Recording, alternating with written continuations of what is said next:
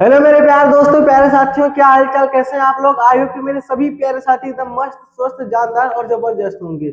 मैं शुभम स्वागत करता हूं आप सभी का हमारे आज के बहुत ही ज्यादा इंपॉर्टेंट वीडियो में। और आज का हमारा जो वीडियो है बहुत ज्यादा इंपॉर्टेंट होगा आप लोगों की बोर्ड एग्जाम के नजरिए के लिए। देखिए, आप लोगों ने क्या किया, सबसे पहले अपना सिलेबस को कंप्लीट कर लिया होगा अभी तक। और आप सोच रहे हैं कि हमें कुछ महत्वपूर्ण पूरे बुक के जितने भी हमारे फॉर्मूले हैं उन सभी फॉर्मूला हमें एक वीडियो में मिल जाए। तो आज के इस वीडियो में हम सभी पूरे बुक के सभी फॉर्मूले को आज के इस वीडियो में आपको बताने वाले, एकदम क्लियर करने वाले। तो बिना देरी के सबसे पहले आप अपने इस फॉर्मूले वाले लेक्चर को स्टार्ट करते हैं।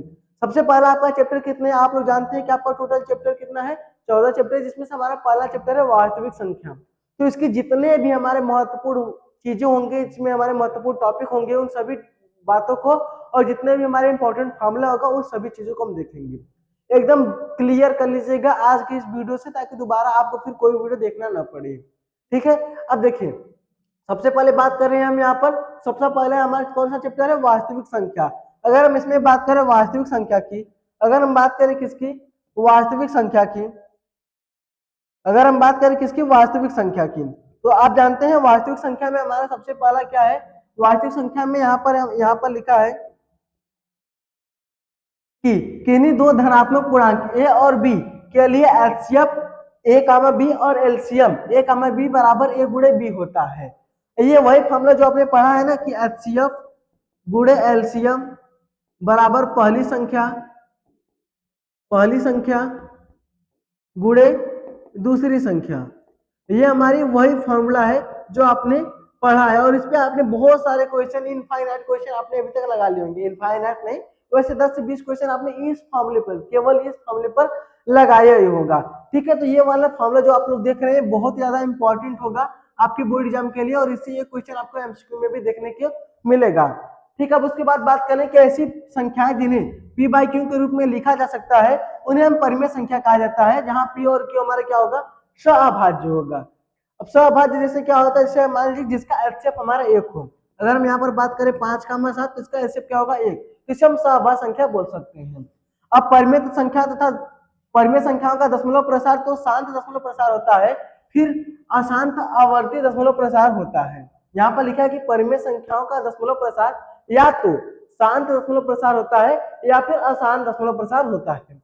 तो पहले चैप्टर से सिर्फ इतने इंपॉर्टेंट थे। और यहाँ पर एक हमने आपको फॉर्मूला बताया जो कि बहुत ज्यादा इंपॉर्टेंट है, इसको स्टार बना लीजिएगा आप लोग। अब बात करें आगे का, तो आगे ये देखिए, आगे अगला आपका जो चैप्टर यहाँ पर बहुपद है। अगर हम बात करें किसकी? बहुपद की। तो बहुपद में क्या है? सबसे पहले बात करें तो पीएक्स जो कि बहुपद होता है। तो बहुपद की अगर हम घात की बात करें तो बहुपद बहुपद पीएक्स में एक्स की उच्चतम घात बहुपद की घात कहलाती है। बहुपद का घात क्या होता है कि जो हमारी एक्स होती है, जैसे अगर इसका मानक रूप हम यहाँ पर लिखे तो इसका मानक रूप देखिए ऐसे होता है a x square plus b x. वैसे द्विघात बहुपद का मानक रूप है, द्विघात बहुपद का मानक रूप है। एक इसका हम अभी बता दे रहे हैं कि द्विघात बहुपद का मानक रूप, बाद में कोई हमें कुछ नहीं बोलेगा। यहाँ पर क्या है? X square plus b x plus c, जो कि हमारा क्या है? द्विघात बहुपद का, द्विघात बहुपद का क्या है? मानक रूप है। और यहाँ पर x की उच्चतम घात जो होती है ना, वो बहुपद क्या कहलाते हैं? घात कहलाते हैं। जैसे यहाँ पर लिखा है रैखिक बहुपद, तो x की उच्चतम घात क्या है? 1 होता है। कैसे? देखिए, इसका अगर बात करें तो इसका होता है ए एक्स प्लस बी बराबर 0। और बराबर 0 क्या होता है? नहीं होता है। अगर हम बात करें बराबर 0 की, तो इसके बराबर में 0 नहीं होता है। ठीक है, अब देखिए, अगर हम बात करें यहाँ पर तो क्या होगा हमारा? ए एक्स प्लस बी, ये हमारा क्या है? रैखिक बहुपद। द्विघात बहुपद की बात करें तो यहाँ पर क्या होगा? A x square plus b x plus c. ठीक है, अब त्रिघात बहुपद के यहाँ पर देखिए एक्स की उच्चतम घात क्या है? 3 होती है। यहाँ पर एक्स की उच्चतम घात क्या? 2 है। यहाँ पर देखिए 2 है, तो क्या हो गया? हमारा द्विघात बहुपद हो गया। त्रिघात की बात करें तो a x cube plus b x square plus c x, ये क्या होता है? C x plus d, c x plus d, ये हमारा त्रिघात बहुपद का मानक रूप होता है। अब अगला है यहाँ पर कि किसी बहुपद के शून्यकों एवं गुणांकों के संबंध।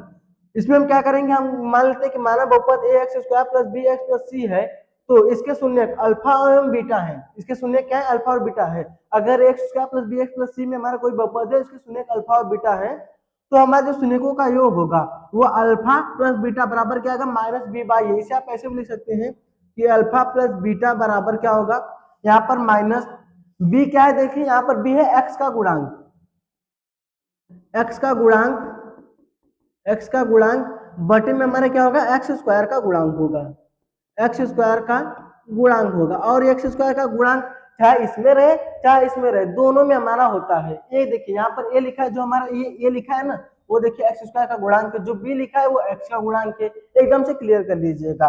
अब शून्यकों का गुणनफल की बात करें तो अल्फा प्लस बीटा बराबर सी बाई ए लिखा है, तो इसे आप ऐसे लिख सकते हैं, इसे आप कैसे लिख सकते हैं कि अल्फा इंटू बीटा बराबर क्या होगा हमारा, अल्फा इंटू बीटा बराबर, यहाँ पर सी है, सी क्या है हमारा, यहाँ पर देखिए सी हमारा अचर पद है, तो हम क्या लिखेंगे, अचर पद, क्या लिखेंगे, अचर पद बटे में हमारा क्या होगा, एक्स स्क्वायर का गुणांक। और एक्स स्क्वायर का गुणांक दोनों में होता है, इस बात को आप लोग याद रखिएगा। ठीक, अब उसके बाद देखिए, अब उसके बाद इसमें एक और फॉर्मूला है, इसको आप लोग देखिएगा जरा ध्यान से, कि यदि बहुपद के शून्यक अल्फा और बीटा दिए हो, अगर हमें बहुपद का शून्यक दिया हो और हमसे क्या पूछे, द्विघात बहुपद पूछे, या फिर हमसे क्या क्या पूछे, द्विघात बहुपद पूछे, द्विघात बहुपद पूछे, तो आप इसके लिए हम क्या करेंगे, इसके लिए सिंपल सा एक फॉर्मूला आपको याद रखना है कि बहुपद हमारा क्या आएगा, x square minus alpha plus beta x plus alpha into beta. यानी कि अगर हम बात करें बहुपद तो एक्स स्क्वायर होगा माइनस यहाँ पर क्या होगा, शून्यकों का योग, शून्यकों का योग, शून्यकों का योग होगा, और इनटू में हमारा क्या होगा, एक्स होगा, फिर प्लस लगेगा, प्लस के बाद क्या होगा, शून्यकों का गुणनफल, क्या लगेगा हमारा, शून्यकों का गुणनफल, शून्यकों का गुणनफल लगेगा। ये हमारा क्या होता है, द्विघात बहुपद का, जो अगर हमें द्विघात बहुपद के क्या दिए हो, उसके शून्य दिए हो, तो हम द्विघात बहुपद कैसे ही निकालेंगे। ठीक है, इसको आप लोग जरूर से इसका आप लोग स्क्रीनशॉट भी लेते रहिएगा आप चाहे तो, वैसे तो हम आपको बता ही रहे हैं। अब आगे बात करें तो अगला हमारा कौन सा चैप्टर है, दो चर वाले रैखिक समीकरण युग्म। ये हमारा क्या है, अगला चैप्टर है, जो कि चैप्टर नंबर कौन सा होगा, चैप्टर नंबर 3 होगा। अब इसमें अगर हम बात करें तो इसका सबसे पहले यहाँ पर है कि वह समीकरण जिसे ax plus b y plus c बराबर 0 के रूप में व्यक्त किया जा सकता है, उसे हम क्या कहते हैं, दो चर वाले रैखिक समीकरण युग्म कहते हैं। सिंपल से देखिए क्या है, इसे हम ax plus b y plus c बराबर क्या है, 0। चर की बात करें तो जो हमारा x और y वो क्या है, चर है, कितने चर है, दो है, x अलग है y अलग है, दो चर हुआ, तो इसे हम क्या कहें, दो चर, चर यानी कि x और y हो गया, दो चर इसमें है वाले रैखिक समीकरण युग्म। अब इसके किसी बहुपद के बराबर हम 0 लगा दे तो हमारा क्या होता है, रैखिक समीकरण हो जाता है, उसके यहाँ पर युग्म है। अब अगला है कि सभी दो चर वाले रैखिक समीकरण युग्म सरल रेखा को निरूपित करते हैं। अगर कोई भी दो चर वाला रैखिक समीकरण युग्म, अगर हम इसी की बात करें तो जो हमारा होगा, इसका अगर हम ग्राफ बनाए तो ये हमेशा सरल रेखा को निरूपित करेगा। यदि दो सरल रेखाओं a1x plus b1y plus c1 बराबर 0 व a2x plus b2y plus c2 बराबर 0 हो, तो अगर अब इसके लिए कुछ शर्त बनेगा, इसको आप लोग नोट कीजिएगा, इससे बहुत ज्यादा इंपॉर्टेंट क्वेश्चन बनते हैं। यहाँ पर सबसे पहले है प्रतिच्छेदी रेखा। प्रतिच्छेदी क्या होता है, जो संगत युग्म हो और द्वितीय हल हो। अगर कोई भी आप द्विघात, कोई भी आपके पास दो रैखिक समीकरण, दो चर वाले रैखिक समीकरण युग्म दिए हैं दो, तो उसका अगर आप बटे में करें तो a1 बटे a2 बराबर न हो b1 बटे b2 के। अगर a1 बटे a2 जैसे सपोज कीजिए कि 3x प्लस 4y प्लस 5 बराबर क्या हो, 0 हो, और फिर उसके बाद क्या है, 4x प्लस 3y प्लस 8 बराबर में 0 है। अब देखिए 3/4 कीजिए, अब यहाँ पर क्या कीजिए, 3/4 कीजिए, a1 बटे a2 और b1 क्या है, 4/3 कीजिए, बराबर 4/3 कीजिए। अब देखिए क्या दोनों आपस में बराबर है, बराबर नहीं, इसका मतलब क्या होगा, ये बराबर नहीं है। तो इसका अगर ग्राफ की बात करें तो इसका ग्राफ हमारा कुछ यूं बनेगा, ये हमारा क्या है, इसका कुछ ग्राफ बनेगा, इस टाइप का ग्राफ बनेगा, इसे हम क्या कहेंगे, प्रतिच्छेदी रेखा कहेंगे। और इसके युग्म क्या है, संगत, यहाँ पर क्या है, संगत। उसके बाद क्या है, अद्वितीय हल होने की शर्तें हैं, इसके हल कितने होंगे, अद्वितीय हल होंगे। ठीक है, अब उसके बाद बात करें संपाती रेखा। संपाती रेखा क्या होती है, इससे एक रेखा के ऊपर हमारी कोई दूसरी रेखा भी हो, एक रेखा के ऊपर हमारी कोई दूसरी रेखा भी हो, तो उसे हम क्या बोलेंगे, संपाती बोलते हैं। अब इसमें क्या होगा, हमारा संगत युग्म होगा और अपरिमित रूप से अनेक हल होंगे। संगत का मतलब क्या होता है, मिलना। संगत का क्या अर्थ होता है, मिलना। यहाँ पर अनेक जगह पर मिले तो उसके हल भी अनेक है, और यहाँ पर संगत है। यहाँ पर एक जगह मिले तो संगत हो गया, लेकिन एक जगह मिले इसके लिए अद्वितीय हल होगा। अद्वितीय हल का क्या मतलब होता है, केवल एक हल होगा। अब इसके लिए क्या होगा, a1 बटे a2 बराबर b1 बटे b2 बराबर c1 बटे c2, इसको याद रखिएगा। अब उसके बाद बात करें यहाँ पर, तो उसके बाद यहाँ पर लिखा है हमारी समांतर रेखा। अगर बात करें, अगर समांतर रेखा, समांतर रेखा कैसे होता है, देखिए समांतर रेखा, ये हमारी क्या होता है, समांतर रेखा होता है जो आपस में कभी ना मिले और इसके बीच की दूरी हमारी समान होती है। समांतर रेखा की बात करें तो इसके असंगत युग्म होंगे और कोई हल नहीं होगा। कहीं पर मिल रहे हैं, नहीं मिले तो हमारा संगत होगा, नहीं होगा, और कहीं पर नहीं मिले तो इसके हल भी क्या होगा, नहीं होगा। इसका ग्राफ क्या होता है, a1/a2 बराबर b1/b2 बराबर नहीं होगा किसके, c1/c2 के। ये b1/b2 बराबर नहीं होता c1/c2 के। अब कुछ और इंपॉर्टेंट बात यहाँ से आप लोग याद रखिएगा कि जब आपका नाव की धारा के अनुकूल वाला क्वेश्चन है कि नाव की धारा के अनुकूल चल रहा है, यानी कि नाव भी इसी दिशा में चल रही है और आपका जो धारा है यानी कि नाव जो पानी है उसके बहने की दिशा भी यही है, तो उसके लिए जो हमारा चाल होता है वो x+y होता है। अगर नाव की धारा की चाल ये है और हमारी चाल ये है तो दोनों को हम जोड़ते हैं। अब उसके बाद बात करें कि चाल जो हमारा x - y है यानी कि नाव की धारा के प्रतिकूल हो। जब प्रतिकूल होता है यानी कि अगर नाव हमारी एक दिशा में चल रही है और जो हमारा धारा होता है उसके विपरीत चलता है, तो यहाँ पर हम क्या करते हैं, x - y करते हैं। अब उसके बाद देखिए यहाँ पर लिखा है समय बराबर दूरी बटा चाल, ये तो हमारा फॉर्मूला हो गया, ठीक है। अब उसके बाद देखिएगा, अब अगला चैप्टर हमारा होगा द्विघात समीकरण। अगला चैप्टर हमारा कौन सा होगा, द्विघात समीकरण था, जो कि हमारा 4th चैप्टर है। इसके भी इंपॉर्टेंट क्वेश्चन देखिए, जो इंपॉर्टेंट फॉर्मूला है यहाँ पर है कि ax² + bx + c बराबर रूप की समीकरण द्विघात समीकरण कहलाती है यदि x² का गुणांक शून्य न हो। हम बात करें यदि हमारा क्या हो, ax² + bx + c बराबर क्या हो, 0, ये ऐसा हमारा क्या है, द्विघात समीकरण दिया है। और यहाँ पर जो हमारा a है वो कभी भी 0 के बराबर नहीं हो, ये 0 के बराबर नहीं हो, इसका मतलब हमारा अगर देखिए यहाँ पर 0 हो जाएगा तो हम क्या लिखेंगे, 0x² + bx + c बराबर 0, और यहाँ पर पूरा हमारा 0 हो जाएगा तो +bx + c। यहाँ पर देखिए इसके घात अधिकतम कितनी है, अधिकतम घात 1 हो गई, इसलिए हमारा क्या हो गया, द्विघात तो होगा नहीं, इसलिए यहाँ पर बोला जाता है कि x² + bx + c, जहाँ पे a का मान क्या हो, 0 के बराबर न हो। अब उसके बाद देखिएगा यहाँ पर लिखा है कि द्विघात समीकरण के शून्यक, शून्यक जो होता है वो द्विघात समीकरण के मूल के बराबर होता है, यानी कि जो हमारा शून्यक होता है और जो मूल होता है दोनों क्या होता है, बराबर होता है।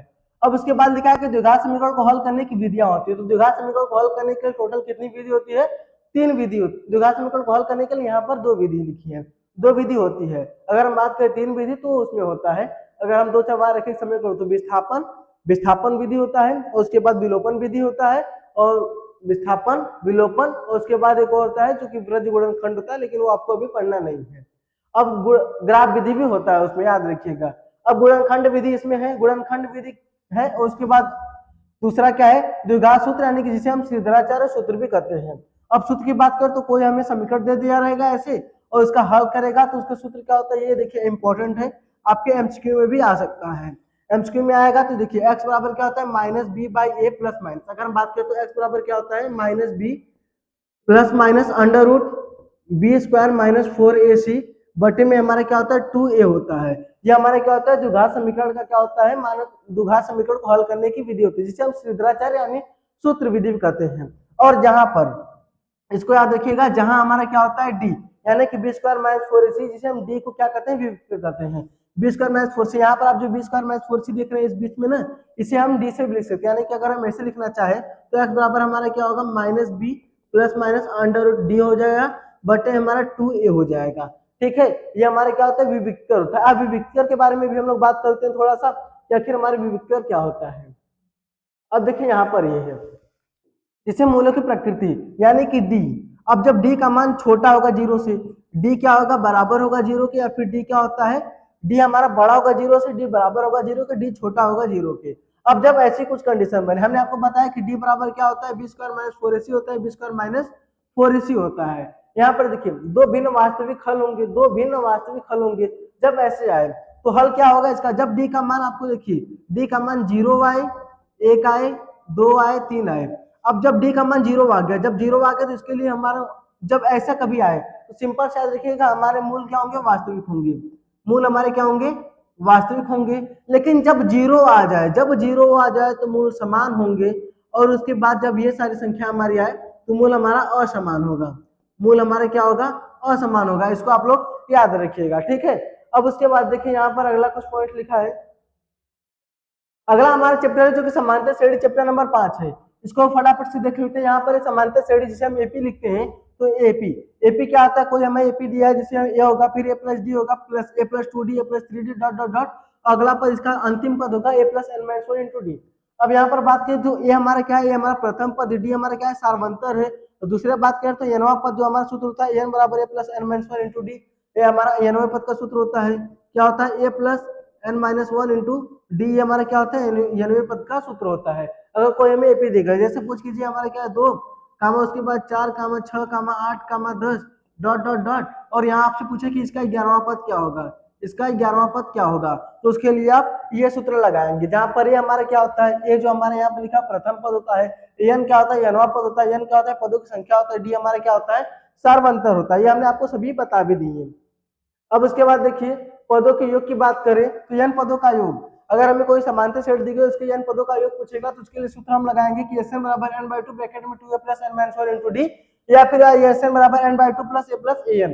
अब देखिए इसकी बात करें तो हमारा क्या लिखा है यहाँ पर Sn बराबर n/2 ब्रैकेट में a प्लस a ब्रैकेट में a प्लस a और 2a plus n minus 1 a plus a plus n minus 1 into D, ये लिखा है ये हमारा। अगर हम इसको ऐसे लिखें Sn बराबर n/2 ब्रैकेट में 2a plus n minus 1 into D, अगर हम उसको a को तोड़ दे तो a प्लस a हमारा आएगा, और जो हमारा ये है a plus n minus 1 into D, इसी को तो हम an कहते हैं, इसी को हम an कहते हैं, तो इसकी जगह पर हम an लिख सकते हैं, तो हम इसे क्या लिखेंगे Sn बराबर n/2 ब्रैकेट में a प्लस an हम लिख सकते हैं, वही से हमारा ये दूसरा फॉर्मूला भी बन के आया है।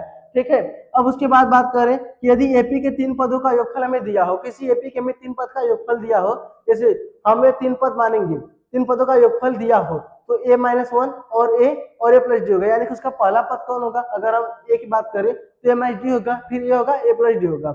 यदि 3 संख्या a b c एपी में है तो हमें इसका क्या पूछे सर्वांतर पूछे, तो हम ऐसे निकाल सकते हैं b माइनस c बराबर c माइनस बी, यानी कि अगर हम b से a को घटा दिए और c को b से घटा दिए तो जो हमारा आएगा वो हमारा सर्वांतर होगा। ठीक है, अब उसके बाद देखिए निर्देशांक ज्यामिति की बात करें, अगर हम किसकी बात करें निर्देशांक ज्यामिति, जो कि हमारे चैप्टर नंबर 7 है। अब यहाँ पर दूरी सूत्र दिया है, अगर हमें दो बिंदुओं की दूरी, सपोज कीजिए कि हमारा कोई बिंदु यहाँ पर है और उसके बाद कोई एक बिंदु यहाँ पर है, अगर इसके बीच की हमें दूरी पूछी तो इसका निर्देशांक हमें x1, y1 दिया है और इसका निर्देशांक हमें x2, y2 दिया है, और इसके बीच की अगर हमसे दूरी पूछे यानी कि इसके बीच के हमसे डिस्टेंस पूछे, इसके बीच के हमसे क्या करें डिस्टेंस पूछे, तो इसके बीच की डिस्टेंस हम कैसे निकालेंगे, इसके बीच की डिस्टेंस निकालने के लिए सपोज कीजिए हमारा बिंदु P है और ये क्या है Q है, अगर ये हमें दिया है तो इसके लिए सूत्र है कि under root x2 minus x1, या फिर ये भी आप लिख सकते हैं PQ बराबर क्या होगा under root x1 minus x2 का square plus y1 minus y2 का होल स्क्वायर। ये दोनों देखिए एक ही है, जब आप हल करेंगे तो कोई इसमें आंसर का प्रभाव नहीं होगा, ये सिंपल याद करने के लिए, और x2 माइनस x1 आप दोनों याद कर सकते हैं, कोई ज्यादा हार्ड नहीं है। विभाजन सूत्र की बात करें, देखिए विभाजन सूत्र हम यहाँ पर लिख सकते हैं, ये हमारा क्या है, ये हमारा बिंदु P है और ये हमारा क्या है बिंदु Q है, और यहाँ पे इसका निर्देशांक हमारा x1, y1 है, और उसके बाद बात करें इसका निर्देशांक क्या है x2, y2 है, और इसके बीच कोई बिंदु विभाजन कर रही है x, y से, और इसका निर्देशांक क्या है m और n है। ये हम संबंध n के अनुपात में कोई बिंदु अगर विभाजन करे तो उसका हमारे विभाजन सूत्र क्या होगा कि x, y बराबर x, y का मान हम कैसे निकालेंगे, तो mx2 प्लस nx1 बटे में हमारा क्या होगा mx2 प्लस nx1 बटे में हमारा होगा m प्लस n, फिर उसके बाद बात करें तो my2 प्लस ny1 बटे हमारे क्या होगा m प्लस n होगा। ये हमारे ये हो गए। अब उसके बाद मध्य बिंदु का सूत्र बात करें, यानी कि सपोज कीजिए ऐसे कोई है और मध्य बिंदु, जैसे देखिए ये हमारी है, ये कैसे मध्य बिंदु कर रहा है, या फिर ऐसे इसका मध्य बिंदु, तो इसका निर्देशांक हम कैसे निकालेंगे, तो ऐसे एक रेखा दी गई है, तो मध्य बिंदु के लिए अगर हम x, y माने तो हम क्या करेंगे x2 प्लस x1 बटे में 2 कर देंगे, और y2 प्लस y1 बटे में 2 कर देंगे। आप इसे x1 प्लस x2 भी लिख सकते हैं, इसे y1 प्लस y2 भी लिख सकते हैं, इसमें आपको कोई दिक्कत नहीं होनी चाहिए। ठीक है ना, अब उसके बाद देखिएगा फटाफट से हम सभी क्वेश्चन को करेंगे, यहाँ पर इसका स्क्रीनशॉट आपने लिया होगा तो ले लीजिएगा। ठीक है, वीडियो को पीछे करके अगर बात करें अगला चैप्टर हमारा जो कि त्रिकोणमिति का परिचय, त्रिकोणमिति की अगर हम बात करें तो त्रिकोणमिति यहाँ पर हमारे त्रिकोणमिति अनुपात सबसे पहले आपको पता होना चाहिए, तो उसके लिए हमारे देखिए त्रिकोणमिति अनुपात कितने टोटल 6 अनुपात होते हैं। इसके लिए आप लोग यहाँ पर ये लिख सकते हैं कि लाल बटे कक्का, लाल बटे कक्का, लाल बटे कक्का, लाल बटे कक्का क्या होता है, इससे हमारा यल क्या होता है लंब होता है, यहाँ पर यल हमारा क्या होता है, यल हमारा लंब को प्रदर्शित करता है, कि हमारा क्या होता है कर्ण को प्रदर्शित करता है, कर्ण को, और ये जो हमारा होता है वो आधार को, एक इसको बताता है, ये हमारा आधार को बताता है, यह लंब को के कर्ण को ये आधार को बताता है। अब उसके बाद हम बात करें तो इसमें हमारे कितने अनुपात होते हैं, टोटल 6 अनुपात होते हैं। एक हमारा sine theta, cos theta, tan theta, cot theta, फिर सेक थीटा, कोसेक थीटा। ठीक है, अब साइन थीटा बराबर क्या होता है, लंब बटे कर्ण। इसमें बात कर देखिए, सबसे पहले आप इसे ऐसे लिखिएगा, लाल बटे कक्का, लाल बटे कक्का। तो जो ये हमारा होगा ऊपर से अगर हम देखें तो ये हमारा साइन थीटा हो गया, साइन थीटा। फिर उसकी बात करें तो ये हमारा क्या हो गया, कॉस थीटा हो गया, कॉस थीटा हो गया। और इसकी बात करते हैं हमारा क्या हो गया, टेन थीटा हो गया। यानी कि साइन थीटा लंब बटे कर्ण, कॉस थीटा आधार बटे कर्ण, टेन थीटा लंब बटे आधार। और इसको नीचे से बात करें, अगर नीचे से बात करें इधर से, तो कर्ण बटे आधार, ये क्या होगा हमारा, देखिए ये हमारा हो जाएगा कोसेक थीटा, कोसेक थीटा। इसकी बात करें तो हमारा क्या होगा, कॉस का उल्टा क्या होता है, कॉस का उल्टा सेक थीटा होता है, सेक थीटा हो जाएगा। और ये हमारा क्या होगा, कॉट थीटा हो जाएगा। ठीक है ना, यहाँ से आप देखिए साइन थीटा लंब बटे कर्ण, कॉस थीटा आधार बटे कर्ण, टेन थीटा लंब बटे आधार, कॉट थीटा आधार बटे लंब, सेक थीटा कर्ण बटे आधार, कोसेक थीटा कर्ण बटे लंब। ये हमारे क्या हो गया, त्रिकोणमिति के सभी अनुपात हो गए। अब उसके बाद हम बात करें त्रिकोणमिति अनुपात की सारणी। इसका आप लोग स्क्रीनशॉट लीजिएगा। सबसे पहले क्या कीजिएगा, आप लोग इसका स्क्रीनशॉट लीजिएगा। इसका स्क्रीनशॉट बहुत जरूरी है त्रिकोणमिति अनुपात की। अगर हम साइन 0 डिग्री की बात करें तो 0 होता है, साइन 30 डिग्री की बात करें तो 1/2 होता है। 30 डिग्री यहाँ पर क्या है, साइन 0 डिग्री, यहाँ पर 30 नहीं रहेगा, यहाँ पर 30 नहीं रहेगा, यहाँ पर क्या रहेगा, 45 डिग्री रहेगा। आप लोग यहाँ पर 45 degree, sine 45 degree, 1/√2, 60 degree, 3/√2, 90 degree एक। और इस पूरे का स्क्रीनशॉट लीजिएगा और इसको याद कर लीजिएगा। अब आगे बात करें हम लोग, यहाँ पर फॉर्मूला कुछ लिखा है, sine square theta plus cos square theta. ये आपने ये फॉर्मूला पढ़ा है ना, sine square theta plus cos square theta बराबर 1। यहाँ पर ये हमारा क्या है, साइन स्क्वायर है प्लस कॉस स्क्वायर है बराबर 1 लिखा है। फिर उसके बाद 1 प्लस टेन स्क्वायर है बराबर सेक स्क्वायर है, 1 प्लस कॉट स्क्वायर है बराबर कोसेक स्क्वायर है। अब टेन बराबर होता है साइन बटे कॉस के, कॉट बराबर होता है कॉस बटे साइन के, साइन बराबर होता है 1 बाई कोसेक के। फिर उसके बाद बात करें तो कॉस बराबर होता है 1 बाई सेक के, कॉस किसके बराबर होता है, 1 बाई सेक के। टेन बराबर होता है 1 बाई कॉट, कॉट बराबर होता है 1 बाई टेन के, सेक के बराबर 1 बाई कॉस, कॉस के बराबर होता है 1 बाई साइन के। यानी कि इसे हम ऐसे भी लिख सकते हैं, इसको अगर हम लिखना चाहें तो sine A plus sine A into cosec A, cosec के बराबर 1 लिख सकते हैं। अब इसकी बात करें तो इसे हम ऐसे भी लिख सकते हैं कि कॉस ए इंटू सेक ए बराबर 1 लिख सकते हैं। इसकी बात करें तो कॉट क्या है, हम इसे लिखते हैं tan A into cot A बराबर क्या होगा, 1 होगा। अब इसी से देखिए, इसी 3 से ये टोटल कितने हैं, 1 2 3 4 5 6, यहाँ से 1 2 3 4 5 6, ये टोटल इसी 3 से हमारे बने हैं। तो इसको आप लोग याद रखिएगा, ठीक है ना। अब आगे देखिए, फटाफट से हम लोग देख लेते हैं ताकि आपका ज्यादा समय भी ना लगे और जल्दी से आपको पूरा फॉर्मूला रिवाइज हो जाए। अब बात करें अगला चैप्टर जो कि हमारा वृत्त है, चैप्टर नंबर 10। चैप्टर नंबर 10 वृत्त है, उसमें हम बात करें छेदक रेखा की, जिसे हम क्या बोलते हैं, छेदक रेखा, या फिर आप ये भी बोल सकते हैं प्रतिच्छेदी रेखा, प्रतिच्छेदी रेखा। ठीक है, और उसके बाद स्पर्श रेखा और अति स्पर्श रेखा, या फिर कोई दूर से जाए। अब जैसे देखिए हमारे पास क्या है, एक वृत्त है और ये हमारी क्या है, एक रेखा है। इसको यहाँ पर एक बिंदु पर प्रतिच्छेद करें और 2 बिंदु प्रति क्या हो गए, छेदक रेखा हो गई। अब ये हमारे क्या हो गया, स्पर्श रेखा, इस वृत्त को स्पर्श करें तो स्पर्श रेखा हो गया, और इस वृत्त को कहीं पर भी स्पर्श नहीं किया तो क्या हो गया हमारा, और स्पर्श रेखा हो गया। इसको याद रखिएगा। अब उसके बाद बात करें तो यहाँ पर लिखा है कि एक बिंदु से एक वृत्त पर स्पर्श रेखा की संख्या, एक बिंदु से अगर हम एक बिंदु वृत्त के अंदर है, सबसे पहले स्थिति 1 है क्या है, यहाँ पर देखिए वो लिखा भी है कि यदि वृत्त के अंदर स्थित किसी बिंदु से जाने वाली वृत्त की स्पर्श रेखा कोई नहीं होती। यहाँ पे यहाँ देखिए, ये वृत्त के अंदर से वृत्त को कितने जगह पर स्पर्श करे, एक भी जगह पर स्पर्श नहीं करे तो कोई नहीं होगा। बात करें वृत्त पर कोई स्पर्श रेखा, वृत्त पर कोई बिंदु तो कितने बार स्पर्श करी, एक बार कर रही है। यहाँ पर लिखा है ना, एक स्पर्श रेखा होगी, और वृत्त के बाहर होगी, वृत्त के बाहर होगी तो इसे 2 बार स्पर्श करेगी, इससे ज्यादा नहीं होगा। और यहाँ पर लिखा है कि 2 बार स्पर्श रेखाएं करती हैं। ठीक है, अब उसके बाद देखिएगा यहाँ पर क्लास 10th के लिए, क्लास 10th की बात करें, क्लास 10th में चैप्टर 10th से दोनों जो स्पर्श जो आप प्रमेय देख रहे हैं बहुत ज्यादा इंपॉर्टेंट है। इसके लिए आप कहें तो हम जितना स्टार बनाते उतना कम है ये। और उसके साथ चैप्टर 6 जो कि आपका त्रिभुज है, त्रिभुज से आप लोग थेल्स और उसका विलोम, थेल्स और विलोम, इस दोनों यानी कि टोटल 4 प्रमेय आप लोग एकदम याद कर लीजिएगा। इसको आप लोग रट लीजिएगा, बोर्ड एग्जाम में यहीं से क्वेश्चन बनने वाले। प्रमेय की बात करें तो वृत्त की किसी बिंदु पर स्पर्श रेखा बिंदु जाने वाली त्रिज्या पर लंब होती है, ये हो गया। अब उसके बाद बात करें तो प्रमेय क्या है, बाह्य बिंदु से वृत्त पर खींची गई स्पर्श रेखाओं की लंबाइयां बराबर थी। दोनों प्रमेय आप अपने से सॉल्व कर लीजिएगा। अब अगला हमारा है कि वृत्तों से संबंधित क्षेत्रफल। वृत्तों से संबंधित क्षेत्रफल के लिए सबसे पहले है हमारा क्या है, वृत्त की क्षेत्रफल की बात करें तो पाई स्क्वायर तो पता होगा। वृत्त की परिधि क्या होती है 2 पाई आर होती है, जहां पर आर हमारा क्या होता है वृत्त की त्रिज्या। सपोज कीजिए हमारा क्या है एक वृत्त है और ये हमारा क्या हो गया वृत्त का केंद्र हो गया, ये हमारी क्या होती है त्रिज्या जिसे हम आर से लिखते हैं, और इसके क्षेत्रफल यानी कि इस पूरे का क्षेत्रफल निकालेंगे तो हमारा क्षेत्रफल हो गया। तो इस परिधि जो कि ये हमारी ये लाइन है ना इसको हम परिधि कहते हैं, इसका 2 पाई आर होता है। अब उसके बाद यहाँ पर है कि त्रिज्य खंड की बात करें, अगर हम त्रिज्य खंड की बात करें, त्रिज्य खंड क्या होता है, ये हमारा क्या है एक वृत्त है और ये हमारे क्या है वृत्त की केंद्र है। और इसमें त्रिज्या की बात करें तो देखिए त्रिज्य खंड ये जो हमारा आया है हमारा लघु त्रिज्य खंड है, लघु त्रिज्य खंड, और ये हमारा क्या है दीर्घ त्रिज्य खंड है, लघु त्रिज्य खंड और दीर्घ त्रिज्य खंड। इसमें बात करें तो लघु त्रिज्य खंड के क्षेत्रफल क्या है थीटा बटे 360 पाई स्क्वायर, और दीर्घ त्रिज्य खंड की बात करें थीटा बटे 360 2 पाई आर हो गया। दीर्घ त्रिज्य खंड का क्षेत्रफल बात करें तो 360 minus theta 360 minus theta, theta यहाँ पर क्या है कोण डिग्री है, बटे 360 माइनस क्या हो गया पाई आर स्क्वायर। दीर्घ त्रिज्य खंड की लंबाई की बात करें तो theta minus theta 360 minus theta बटे 360 पाई स्क्वायर, थीटा हमने बताया जो कि इसमें ये मान इसका दिया रहेगा, ये हमारा क्या है थीटा है। अब उसके बाद बात करें यहाँ पर लिखा है हमारा वृत्त खंड के लिए। अब देखिए ये हमारा क्या है वृत्त है, उसमें हमारा ये क्या होगा केंद्र हो गया और ये हमारा वृत्त खंड हो गया, ये हमारा क्या होगा लघु होगा, लघु वृत्त खंड, और ये हमारा क्या होगा दीर्घ वृत्त खंड, लघु वृत्त खंड, और ये हमारा क्या होगा दीर्घ वृत्त खंड होगा। तो वृत्त खंड का क्षेत्रफल हम कैसे निकालेंगे, अगर लघु आपसे पूछे तो त्रिज्य खंड का क्षेत्रफल और माइनस दीर्घ त्रिभुज का क्षेत्रफल, आप ऐसे भी निकाल सकते हैं, ऐसे रहेगा। तो आप क्या करेंगे सबसे पहले त्रिज्य खंड का क्षेत्रफल निकालेंगे, जो आपको पूरा त्रिज्य खंड का क्षेत्रफल निकालेंगे उसमें से त्रिभुज का क्षेत्रफल माइनस कर देंगे तो आपका दीर्घ आपका ये लघु त्रिज्य खंड का क्षेत्रफल आ जाएगा।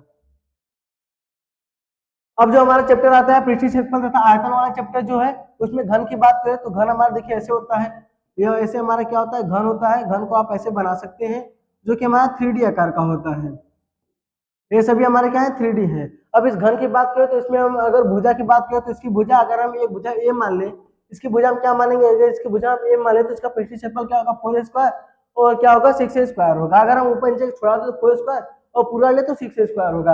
आयतन की बात करें तो ए क्यूब इसका आयतन होता है। अब उसके बाद बात करें घनाभ की, तो घनाभ क्या होता है देखिए घनाभ की बात करें तो उसमें लंबाई क्या होता है एल, चौड़ाई बी और ऊंचाई एच को अगर मान ले इसका पृष्ठीय क्षेत्रफल आयतन क्या होगा 2 LB BH HL, और आयतन की बात करें तो LBH होता है। अब उसके बाद देखिए अब उसके बाद अगर हम बेलन की बात करें तो बेलन कैसे होता है देखिए ये हमारा क्या है एक बेलन है, हम यहाँ पर अभी बना रहे हैं, ये हमारा क्या है एक बेलन हो गया और ये हमारा क्या हो गया एक बेलन हो गया। और उसके बाद बात करें तो इसकी जो लंबाई होती है वो हमारी क्या होती है, इसकी लंबाई की बात करें तो इसकी ऊंचाई h होती है और ये हमारा क्या हो गया केंद्र हो गया और ये इसकी त्रिज्या हो गई। ठीक है ये हमारे क्या है बेलन है, तो त्रिज्या इसकी r, ऊंचाई h होता है। वक्र पृष्ठ क्षेत्रफल की बात करें तो 2 पाई r होता है। संपूर्ण पृष्ठ क्षेत्रफल की बात करें तो इसमें देखिए वक्र पृष्ठ क्षेत्रफल और उसके जो इसमें दो वृत्त है, एक नीचे वृत्त है एक ऊपर वृत्त है, दोनों को अगर हम जोड़ देंगे तो उसका संपूर्ण पृष्ठ क्षेत्रफल आ जाएगा। इसे हम ऐसे भी लिख सकते हैं कि 2 पाई r और ब्रैकेट में h प्लस r, ये भी हम क्या करते हैं लिख सकते हैं। आयतन की बात करें तो पाई r स्क्वायर h होता है। शंकु की बात करें तो अगर हम शंकु बनाए, हम किसकी बात करें अगर शंकु की बात करें तो शंकु देखिए ऐसे होता है, ये हमारा क्या होता है शंकु होता है। इसमें क्या हो गया इसकी त्रिज्या हो गई और इसका ये हाइट हो गया h हो गया और ये हमारे क्या हो गया तिर्यक ऊंचाई जिसे हम ऐसे लिखते हैं, इसकी त्रिज्या r हो गई, ऊंचाई h हो गई, तिर्यक ऊंचाई क्या हो गई l हो गई। और उसमें देखिए वक्र पृष्ठ क्षेत्रफल की बात करें तो पाई आर एल, संपूर्ण पृष्ठ क्षेत्रफल की बात करें तो इसे हम ऐसे लिख सकते हैं पाई आर।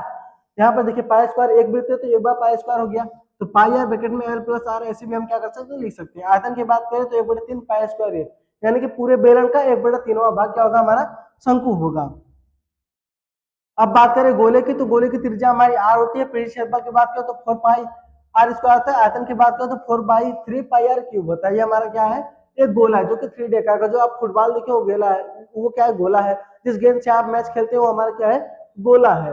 अब उसके बाद अर्धगोले की बात करें देखिए ये हमारा क्या हो गया एक अर्धगोला हो गया, ये हमारा क्या हो गया अर्धगोला, जिसे आप कटोरी देख लेते हैं। तो उसमें अगर हम अर्धगोले की त्रिज्या की बात करें तो r होता है, वक्र पृष्ठ क्षेत्रफल की बात करें 2 पाई r स्क्वायर होता है, संपूर्ण पृष्ठ क्षेत्रफल की बात करें तो 3 पाई स्क्वायर होता है। देखिए वक्र पृष्ठ क्षेत्रफल 2 पाई r square plus pi r square, ये हमारा क्या हो गया 3 पाई r स्क्वायर हो गया। आयतन की बात करें 2/3 पाई r क्यूब होगा, इसका क्या क्या होगा अर्धगोले का आयतन।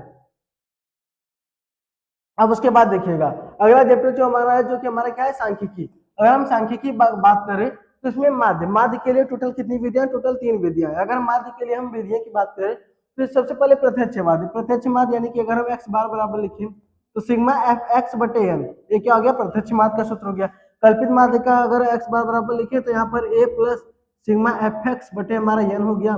n क्या हो गया, सभी पदों का योग हो गया। अब पग विचलन विधि की बात करो तो x बार बराबर क्या होता है हमारा a plus sigma F x बटे एन इंटू में हमारा यच होता है, इंटू में हमारा क्या होता है यच होता है। ये क्या हो गया, पग विचलन के लिए सूत्र हो गया। बहुलक की बात करें तो बहुलक में हमारा क्या होता है, l plus f one minus f zero बटा two f one minus f zero minus f two into h. ये हमारा किसके लिए होता है, बहुलक के लिए होता है, जहां पर एल हमारा क्या होता है बहुलक वर्ग की निम्न का, एच हमारा क्या होता है वर्ग अंतराल होता है, एफ हमारा क्या होता है बहुलक वर्ग से ठीक पहले वर्ग की बारंबारता। उसके बाद बात करें तो हमारा एफ क्या होता है बहुलक वर्ग की बारंबारता, और एफ टू क्या होता है बहुलक वर्ग से ठीक बाद वाले वर्ग की बारंबारता होता है। हमारा ये होता है, यहाँ पर हमने ये सभी को आपको समझा भी दिया साथ में। अब उसके बाद बात करें किसकी, माध्यक की, तो माध्यक में हमारा अवर्गीकृत आंकड़ों के लिए माध्यक की बात करें तो यदि n हमारा विषम संख्या हो, अगर हम n का मान निकालें तो अगर विषम संख्या हो तो मुझे n प्लस वन बटे दो वहां पद, यानी कि n बटे वन n प्लस वन बटे दो वहां पद, और अगर हमारा n क्या हो सम हो तो उसके लिए माध्यक कैसे निकालेंगे, n बटे दो वहां पद प्लस n बटे दो प्लस वन वहां पद बटे दो। ये किसके लिए होता है, जब n हमारा क्या हो सम हो। इसका आप लोग स्क्रीनशॉट भी ले लीजिएगा। अब जब वर्गी हमारा आंकड़ा क्या हो वर्गीकृत आंकड़ों के लिए माध्यक अगर निकाला तो माध्यक इसका क्या होगा, l plus n by two minus c बटे एफ इंटू एच, जहां पर एल हमारा क्या है माध्यक वर्ग की निम्न का, n क्या है पृथ्वियों की संख्या, सी क्या है माध्यक वर्ग से ठीक परे वर्ग की बारंबार संचयी बारंबारता, एफ क्या है माध्यक वर्ग की बारंबारता, एच क्या हमारा वर्ग अंतराल हो गया। वर्ग अंतराल यानी कि उच्च सीमा माइनस निम्न सीमा होता है। अब उसके बाद अगर इसको इसको आप लोग ज्यादा क्या कीजिएगा, इसको आप लोग ज्यादा याद कीजिएगा, क्योंकि इससे एक एमसीक्यू बनेगा, मोस्ट इंपॉर्टेंट है। इससे एक एमसीक्यू बनेगा कि तीन माध्यक बराबर बहुलक प्लस दो माध्यक, से आप बहुलक को इधर उधर करके भी लिख सकते हैं, तीन माध्यक बराबर बहुलक प्लस दो माध्यक। अब उसके बाद देखिए जो हमारा लास्ट चैप्टर है, जो जिसे हम क्या कहते हैं प्रायिकता कहते हैं, जो हमारा लास्ट चैप्टर है प्रायिकता, प्रायिकता से क्वेश्चन बनेगा। यहाँ पर पहला है कि प्रायिकता ई, प्रायिकता ई सैद्धांतिक या परंपरागत प्रायिकता पीई को निम्नलिखित रूप से परिभाषित किया जाता है। क्या है यहाँ पर कि पीई बराबर ई के अनुकूल परिणामों की संख्या बटे में क्या होगा प्रयोग के सभी संभावित परिणामों की संख्या, यानी कि हम इसे ऐसे लिख सकते हैं पीई बराबर एन ई बटे में हमारा क्या होगा एन एस, ठीक है ना। ये हमारा क्या होगा, जैसे हमारा प्रतिदर्श समष्टि होता है। अब उसके बाद हम बात करें यहाँ पर, तो जहां पर एक निश्चित घटना की प्रायिकता एक होती है, असंभव घटना की प्रायिकता जीरो होती है। सपोज कीजिए कि आपने क्या लिया, कोई एक लूडो लिया, उसको आपने ऐसे किया और उछेल दिया उसको, और उसमें आपसे क्वेश्चन पूछे कि इसमें सात अंक प्रायिकता, अरे भाई लूडो में 6 होता है, 7 कहां से, वो क्या हो गया हमारा असंभव घटना हो गया। अब घटना क्या है, घटना की प्रायिकता एक ऐसी संख्या जो पी है वो क्या होगा हमेशा जीरो से बड़ी होगी या बराबर होगी, या फिर एक से छोटी एक के बराबर होगी। जब एक के बराबर हो तो अनिश्चित घटना हो गई, जब जीरो हो गई तो अनिश्चित घटना होगी। एक क्या होता है निश्चित, जीरो तो अनिश्चित, और उसके जब भी आपकी प्रायिकता आएगी जीरो से एक के बीच में ही आपकी प्रायिकता आती है, जीरो से एक के बीच में ही प्रायिकता हमेशा आपकी आती है। ये क्या है हमारा प्रायिकता है। अब बात करें तो वह घटना जिसकी केवल एक ही परिणाम हो हमारी प्रारंभिक घटना कहलाती है। किसी प्रयोग की सभी प्रारंभिक घटनाओं का प्रायिकता हमेशा योग होता है। ये देखिए आप सबसे पहले हेड आए, अगर सिक्का को उछाले तो हेड आए वो हमारा 50% हो गया, यानी कि 1/2 हो गया। अगर हेड आने पर एक सिक्का को उछालने पर हेड आने पर 1/2 हो गया, टेल आने पर भी क्या हो गया 1/2 हो गया। इसको आप जोड़ेंगे तो हमेशा एक ही आएगा। कोई भी अगर संपूर्ण घटना आप जोड़े प्रायिकता निकालने, उसी घटनाओं को जोड़े तो हमेशा एक ही आता है। अब बात करें किसी भी घटना ई के लिए P E plus P E dash, इसे हम ऐसे लिख सकते हैं P E plus P E dash बराबर एक होता है। तो ई और ई पूरक घटनाएं होती है, यानी कि ई डैश हमारे क्या होते हैं पूरक घटनाएं होती हैं। जैसे आप इस संख्या की प्रायिकता दी गई है और आपसे उसके होना होने की प्रायिकता पूछे तो आप उसके लिए ये वाला सूत्र लगा देंगे, ठीक है ना।